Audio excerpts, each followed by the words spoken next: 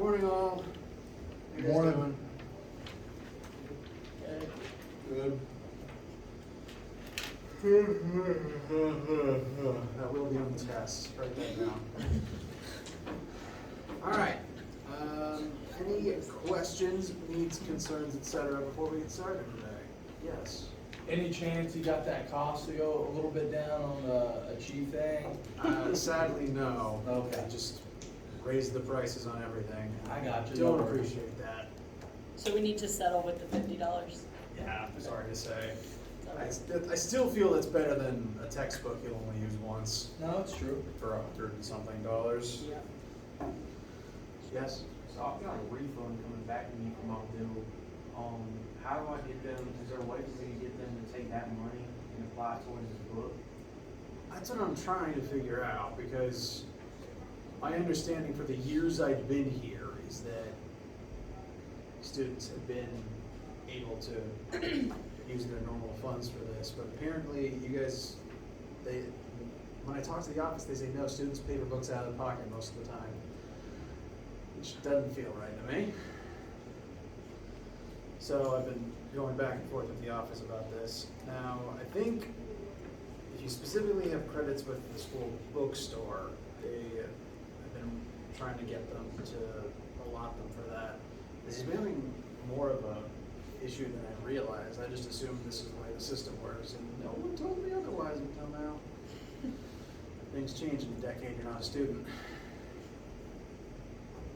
So it may take a couple more emails from me back and forth between the office and also from you guys to the office and to me, depending on what your situation is. Sorry to say. And you said there's not really a due date on any of the assignments? There is not. Okay, they just have to be done by the end. Correct. The listed due date is the last day of class for the semester, which is, I believe, April 28th, and then exams start. I would recommend working on the assignments 1 week at a time. Like, right now we're in chapter 1 territory, so following along with the chapter 1 assignments as we're learning stuff, and then working on it on the. It feels like a Monday to me, so my brain is still waking up. I'll usually tell you definitively once a chapter ends, and I recommend trying your best to finish up a homework and a quiz for that chapter in that span of time. The big things, though, definitely have everything done by this end of the semester. It's not the end of the world if you don't do it. It's just missing points if you don't do it. And especially when tests are coming up, make sure to use it as review and practice options. And whenever, we'll only have 2 normal tests before the final. And for each one, I'll make sure you know in all the study materials I put out which chapters are on the test, therefore which homeworks to focus on and finish up. Anything else from you guys for right now? All right. So, last time was Friday. Hope a nice weekend and MLK Day was had by all. We began talking about displacement, velocity, acceleration, and looking at these formulas that show the relationships between all of those things. These are the first 4 formulas we're going to be actively using. We're going to start doing some sample questions for these in a moment. To quickly review the formulas themselves, though, as the first family of 4 formulas we're going to cover. This department likes to call them the Fantastic Four, number 1 through 4, and I will address them as such out of habit. So if you hear me refer to Fantastic Four formula number 3, this is the one I'm referring to. So to go down the list briefly, formula 1 is the definition of velocity. It's change in displacement over change in time. To have a velocity, you have to be actively moving through space every single second. Formula 2 is the definition of acceleration. Acceleration is defined as the change in velocity itself over time. This means in order to speed up or slow down, your velocity must be changing. And neither of these are instantaneous processes. They take time. The triple equal sign in these two formulas just means is defined as. It's treated as an equal sign, it just means something a little bit stronger if you were to read into it.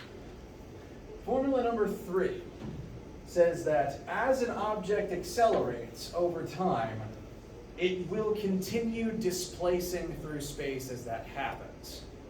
I compared this to sitting in a car, driver hits the accelerator, car goes from 0 to 60, but not only does that take time, you also move forward while that happens. It's not instantaneous in terms of time or space. You have to move a little bit of distance to actually get up to that speed. Same with slowing down. You hit the brakes, you don't immediately come to a complete stop. It takes time and distance, and that's what creates skid marks on the freeway. Formula number 4 is very similar to Formula 3. It's just rewritten in a way to exclude time as a variable. Formula number 3 depends mostly on how much time passes while you're accelerating. As you're accelerating, your velocity will change with respect to time, but Formula 3 also depends on what speed you were moving at before you even started accelerating, and the time that passes affects that as well. Is there a reason, like, behind why some things are underlined, like the V or the A? It doesn't necessarily matter which side something is on, because algebraically we're going to be moving things between sides. Whoever originally wrote the equations probably did arrange them in such a way with the intention of, if your goal is to solve for this, these are the factors that affect it on the other side. So we will be plenty of times rearranging things and sending them from one side to the other. So ultimately, it does not matter. Does that address your question? I think he was trying to say, why is the V, the A, and some of the stuff underlined and some stuff isn't? Yeah. Oh, I apologize. I misunderstood what you were asking. That one's on me. The underlines refer to whether or not something is a vector, which is something we will talk about today. Vectors are unique as measurements go in that they have to have a direction attached. You have to be moving forwards in a direction. If you're speeding up, you're accelerating forwards, which is a direction. So everything that is underlined is important to note as a vector in these equations.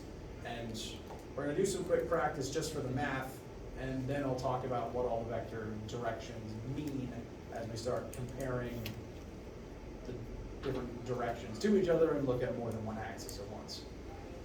Does that actually address the question? Okay, thank you, sorry.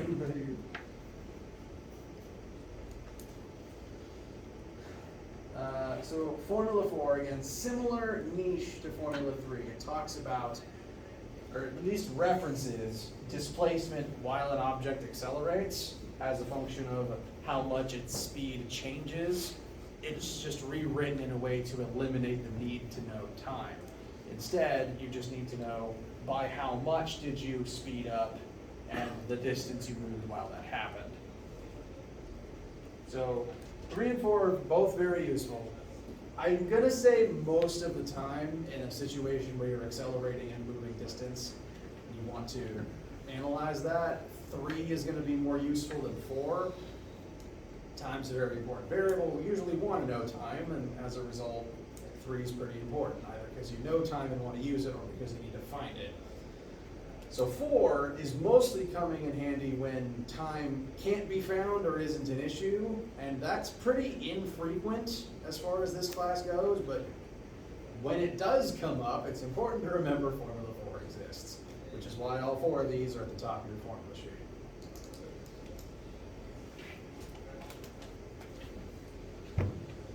So, let's utilize these formulas together. I'm going to rewrite them over here while these questions are on the board.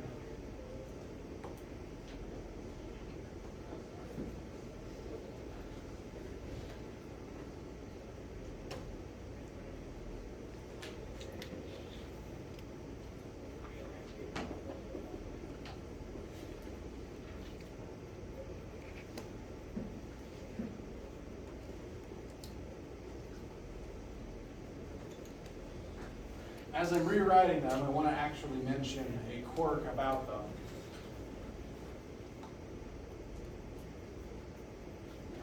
Because if I haven't said this out loud yet, I want to make sure it's mentioned. You see these subscript zeros in these formulas? That is one mathematical way of saying what is the initial velocity at the beginning of the period of time you're examining. Now, in my head, this is interchangeable with the letter I. Letter I for initial, and number 0 for what is this thing at time of 0. At this point, I've been doing physics for so long, and I've seen both so many times, just depending on who's writing it, it's just completely interchangeable in my head. And so I'll swap between them occasionally between lines, not between lines of math, but between working different questions, just depending on what my hand decided to write that time. So I want to make it clear, the I and the 0 mean the same thing. It's just what is the variable it's attached to equal to at the beginning of the procedure of the experiment of the time you're analyzing. So I will usually call it the initial, regardless of whichever one is right. Does that feel all right for now? All right. So, a couple different situations here on the board. We're going to use some of those formulas to try to figure out these first couple questions. First, you drive at 55 miles per hour for 23 minutes. How far have you traveled? What is the distance that you have traveled? Now, the way that I tend to show that when I'm working something out, making an answer key or demonstrating it to students, my recommendation for how to just set up your own work is, after you've read the question, write down every number you're given along with the variable symbol that it's equal to. So reading this, we are given two numbers. First, you drive at 55 miles per hour. That is a velocity. Miles per hour, meters per second, displacement over time. So that is the speed at which this vehicle is moving. So I'm going to list it. V equals that number, and I make a point of listing all the variables with their symbols so that it visually helps me compare to the formula sheet. What do I know? What formulas do I want to use? Second thing we're given is we are driving at this speed for 23 minutes. That is a unit of time, so I will write t equals 23 minutes next.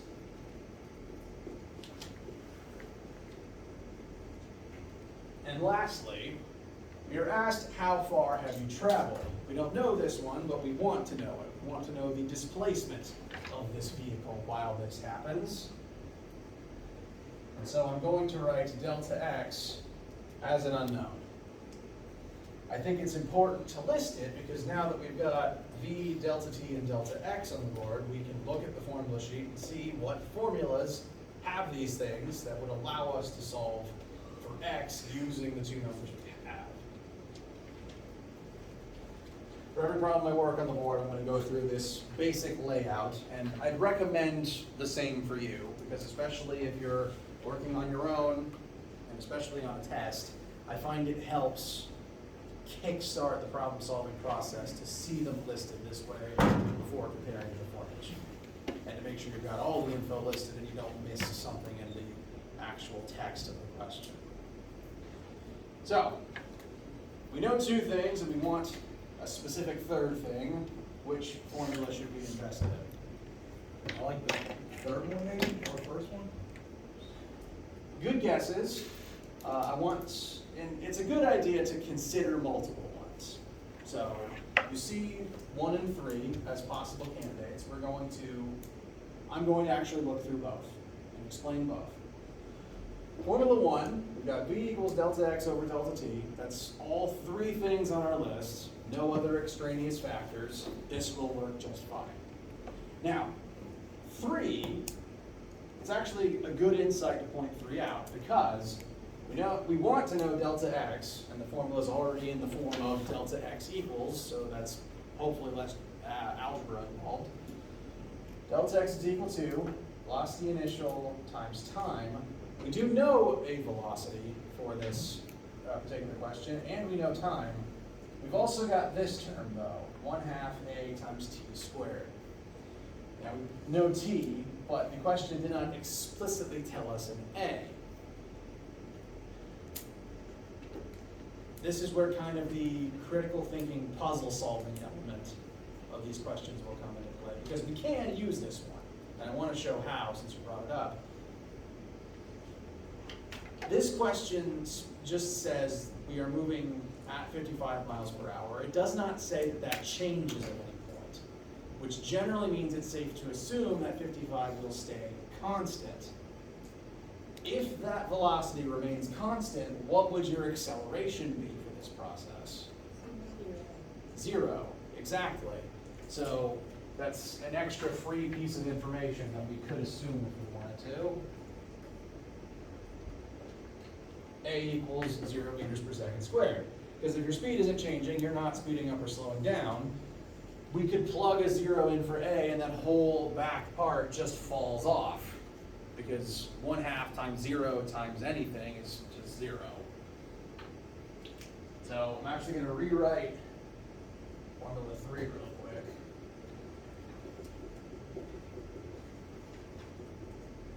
If A is 0, cross it out. 1/2 and the t squared go away as well, and that just leaves us with delta x equals velocity initial times time. And if our speed isn't changing, our final velocity would equal our initial velocity, which means this 1v, even though I did not specifically label it vi, as long as it stays constant, we could use it for initial or final velocity. So, perfectly good formula to use, and it's already in the form delta x equals. Now that we've done this, I actually want to compare it back to Formula 1. V equals delta x over delta t. Same three variables, and in fact, the same equation. Because if we were to multiply both sides of this equation by t,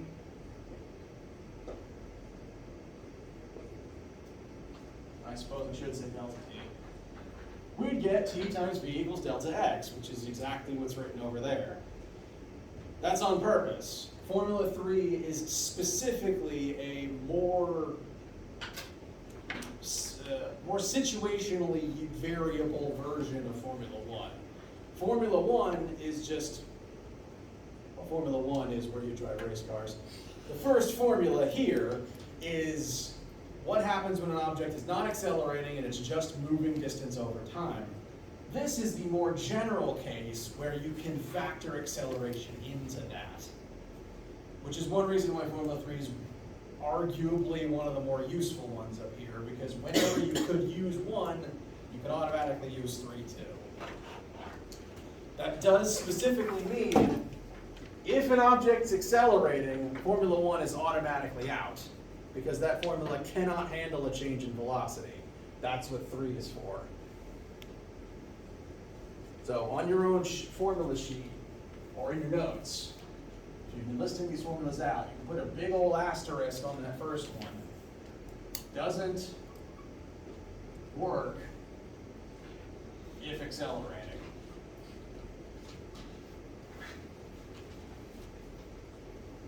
We're not accelerating here, so it works, as pointed out by Formula 3's A term canceling.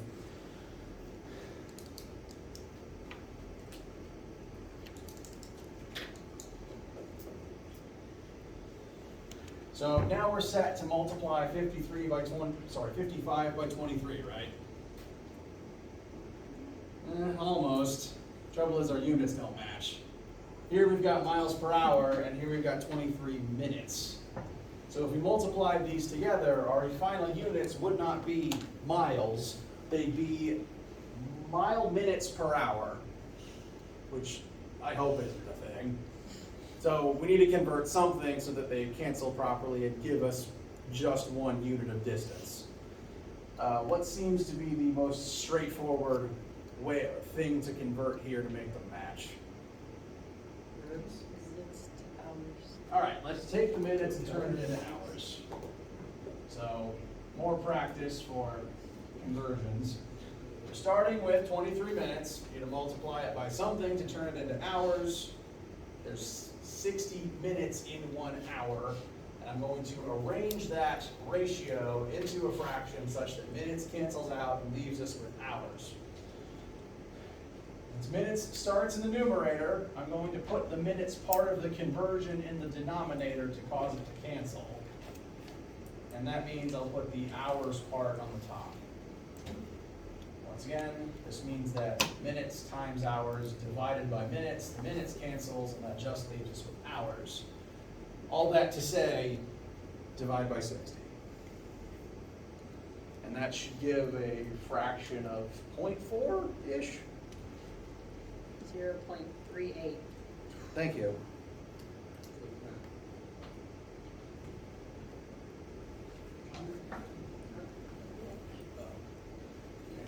So that, I'm going to add the next unit on. That's how many hours we're driving, and we should plug this in instead so that it properly cancels with the hours in miles per hour to give us a unit of miles on our answer. So 55 times 0.383 will give us a displacement driven of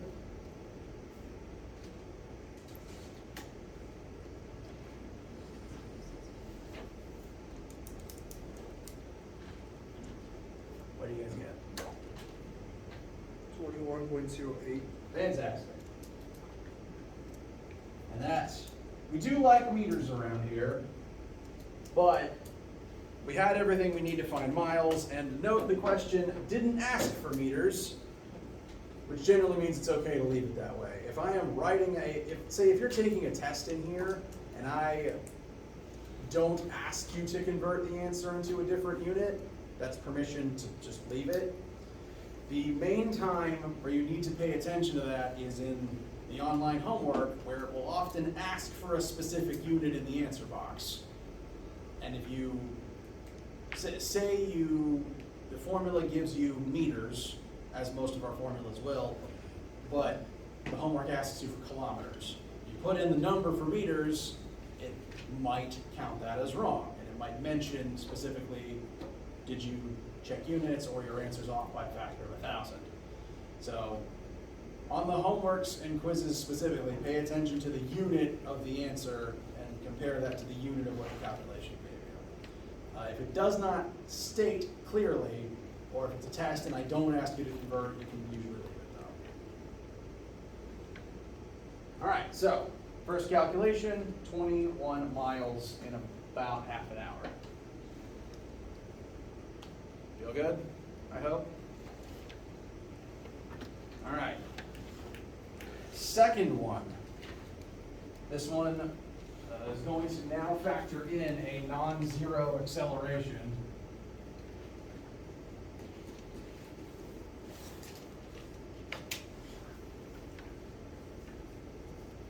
We go through the same process of reading the question and writing down all the numbers it gives us and the ones we want. So we're going to drop a stationary object that begins accelerating down at the acceleration of gravity, 9.8 meters per second squared. How fast is the object moving after 3 seconds, and how far has it traveled after 3 seconds? I swear it's fine, it's just the heater kicking on. When I was in grad school though, different school, different building, different heating system. The vents sounded eerily like rain, so every time they kicked on, we had to play the game of, is that the vent or is it raining? Because we didn't have any windows. That's scary. Well, schools just like putting physics in the basement for some reason. Where all the mad science happens, I guess. All right, so we're going to step through this and pull all the numbers we can out of it. First, we drop a stationary object. Now, it doesn't actually have a number written there, but we can use some critical thinking. If the object is initially stationary, what is its initial velocity? 0. 0. It's not moving yet. So free extra variable, VI, 0 meters per second.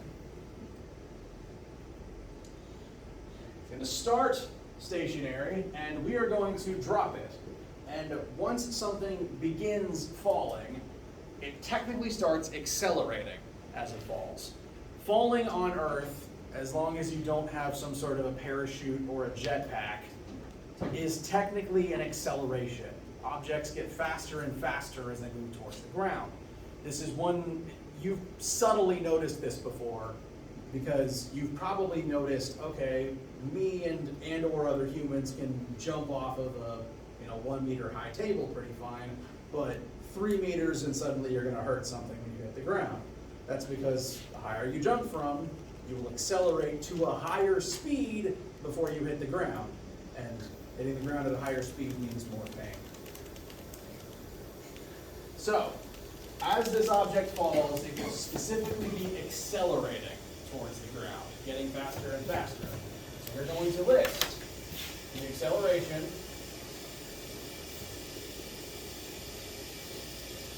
as 9.8 meters per second squared.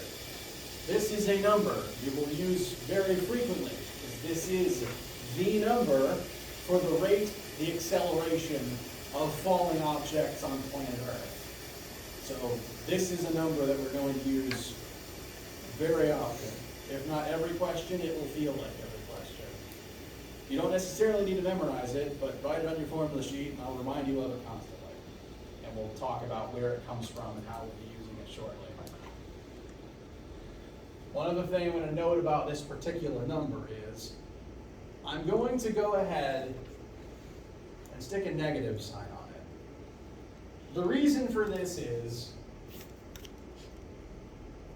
acceleration is one of those vectors where direction is important.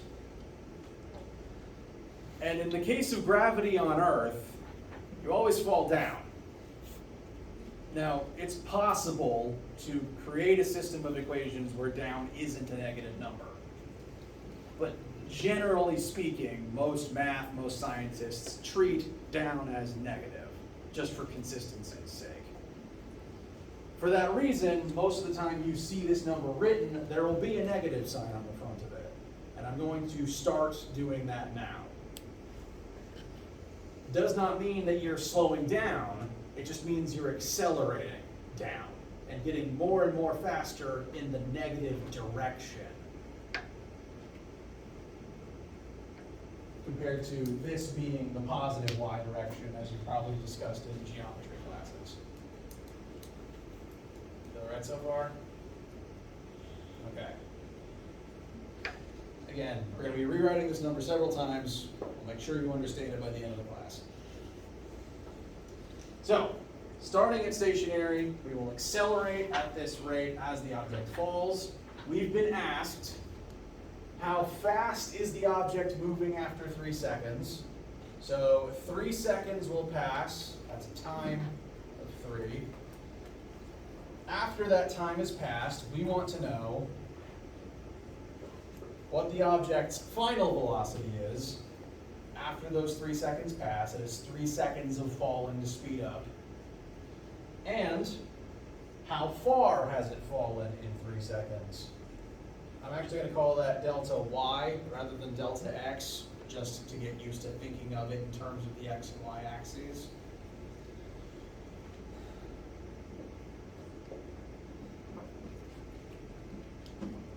So, these are the 3 numbers we are given. These are the 2 we want to find.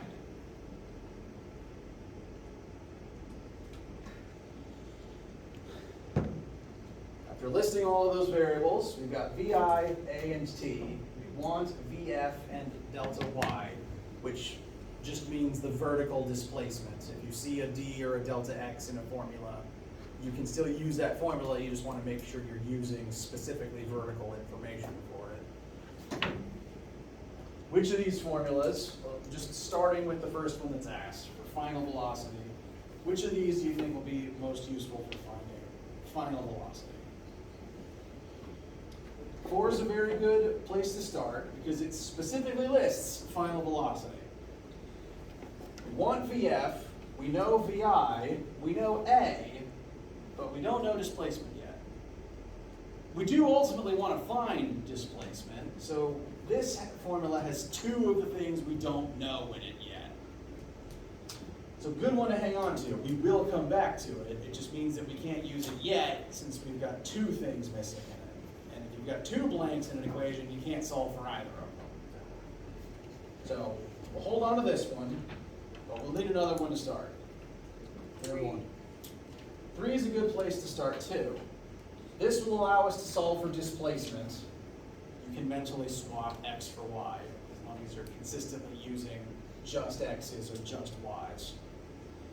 This will let us solve for delta y equal to initial velocity times time plus 1/2 times a times t squared. We know ta and v initial, so we could use this to actually skip ahead and find delta y first, which we could then plug in here to find vf. So going a little bit out of order, but that's a valid tactic. Feel good? Yes. Could you explain that one more time? I missed it. Yes. The two formulas that have been pointed out that might be useful are 3 and 4. In formula 3, there's two things sometimes the wrong number comes out of my mouth. I apologize, I usually catch it.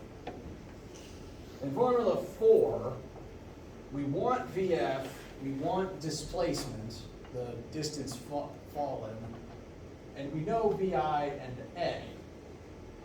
So it's a good formula to have, but because there's two unknowns in it, we could not actually solve for either of them. Because usually if you've got one unknown, you want to throw everything to the other side and get one number. But if there's two unknowns, then you can't get a number yet. It would still be two things in there you don't know. So we will use it. We just need to figure out one of the two unknowns first so that we can plug it in and solve for the other one.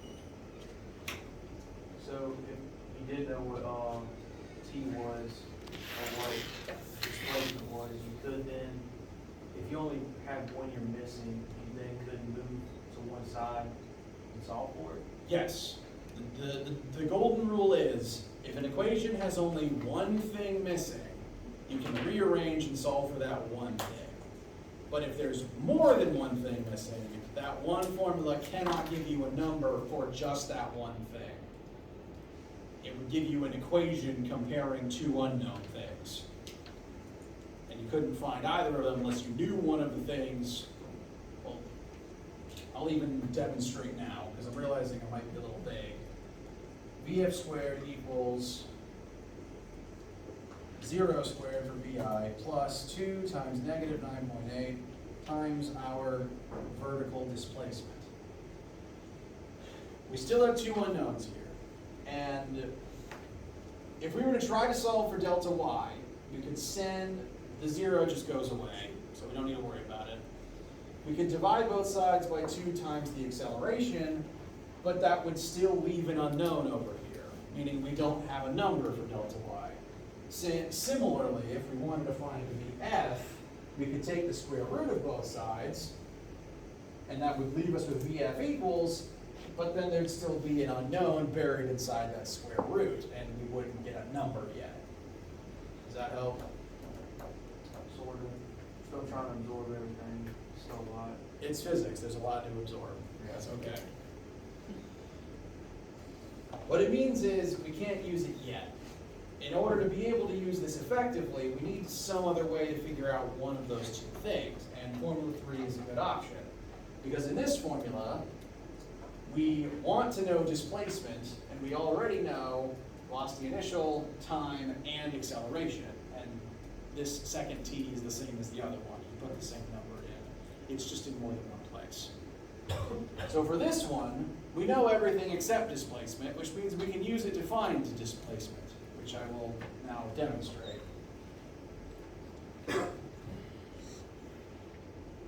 I'm going to change delta x to delta y. All that matters here is displacement. You can just pick what axis the displacement is. Bless you to everyone who just sneezed.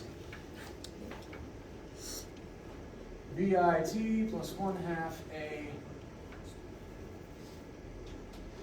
squared. So if our goal is to solve for vertical displacement, leave that as unknown. Our initial velocity is 0, so that whole middle term will ultimately go away, no matter what time is. It's nice when all pieces of formulas just fall out and you don't have to deal with them.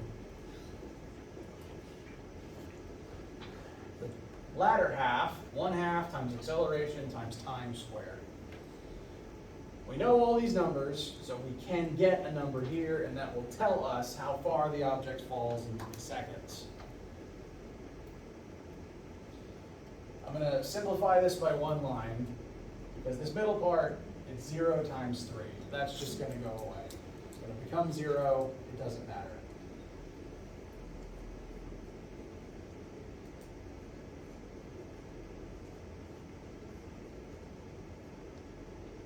So all that's left is to use the order of operations and turn this into a single number.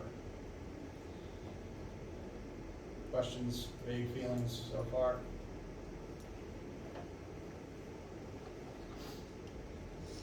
One question. So you're using delta y because the acceleration is negative, right? I'm using delta y because the object is moving in the y-axis. Yeah. That's the main reason. And on the formula sheet, the way that these are written, you can use these in either the x or y axis, as long as you're just specific about which one you use. So I could swap every variable here for a y-axis variable as long as I make sure to write all y's instead of all x's. So x could be considered the default based on whoever wrote this, but it can be swapped for y. It's just a matter of what axis are you examining. Whoops. So, after correctly utilizing the order of operations, what does our displacement end up being?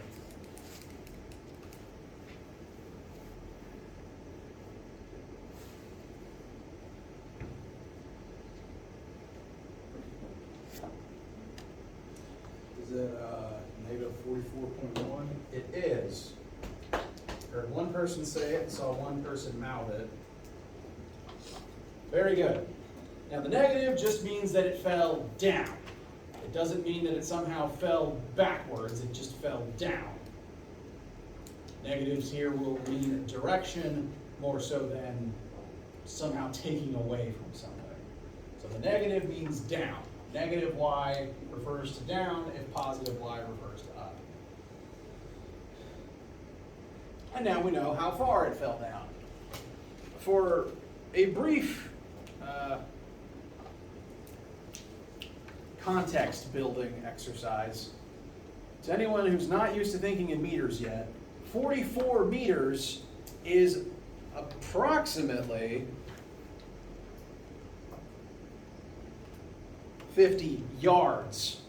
So that's falling half a football field in 3 seconds. Gravity's scary. Like every time you've ever fallen off of a table, that took like half a second. You've likely never fallen for 3 seconds unless it somehow involved a trampoline, a parachute, or a bungee cord. 3 seconds is a very long time to be falling.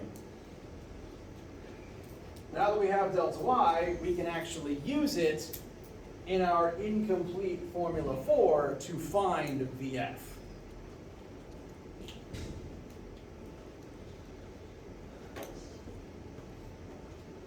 I'm going to cut out the 0 squared because, again, it's 0. It's just going to go away. It doesn't matter in the end.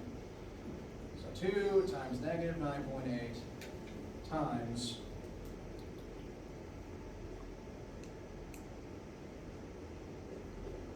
negative 44.1.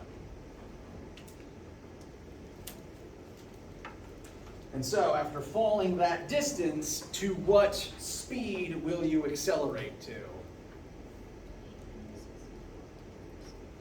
864 times 36.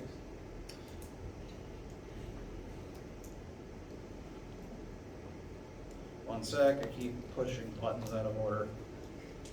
Yes, correct. I'm running out of room over there, so I'm going to rewrite that over here. That's V final.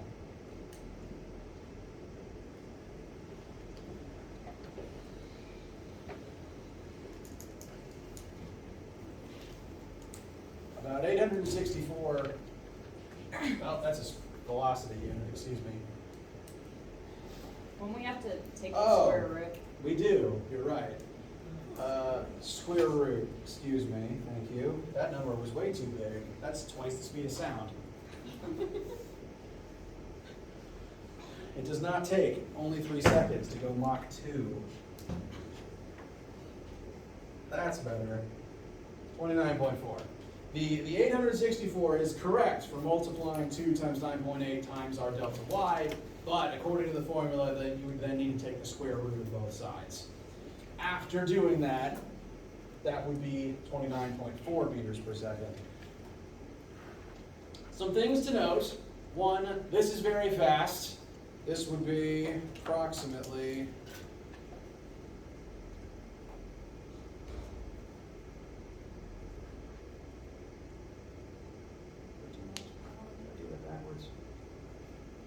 did do that backwards. Hold, please. It's about 65 miles per hour. Falling for 3 seconds.